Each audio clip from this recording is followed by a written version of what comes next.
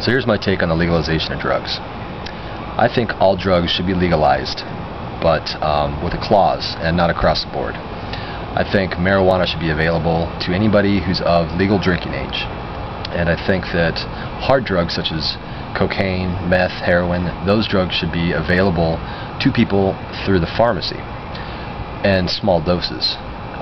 You know, you're not going to give someone a fucking big bag of dope and let them walk out of the store, because that's just going to create another drug dealer.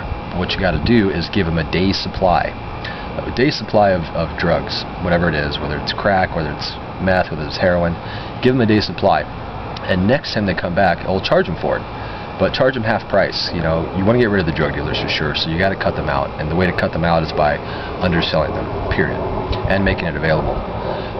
Cut them out, make it half price, and then each time they come back, they have to sit through an hour drug class.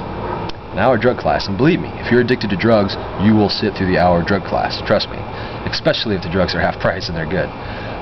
People will have no problem doing this, and you know, make them do this for 90 days. 90 days, they can get drugs every day, but they have to sit through a fucking hour drug class.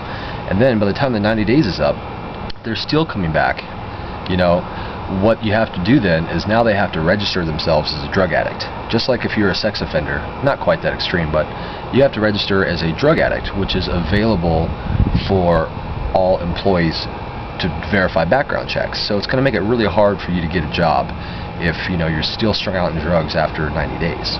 But you've had, you know, all these drug classes and whatnot. You've had plenty of opportunity to get your shit together, and you have help, and all the money that the pharmacy takes in, or via the state or the government, should be turned on into education and reform for drug addicts.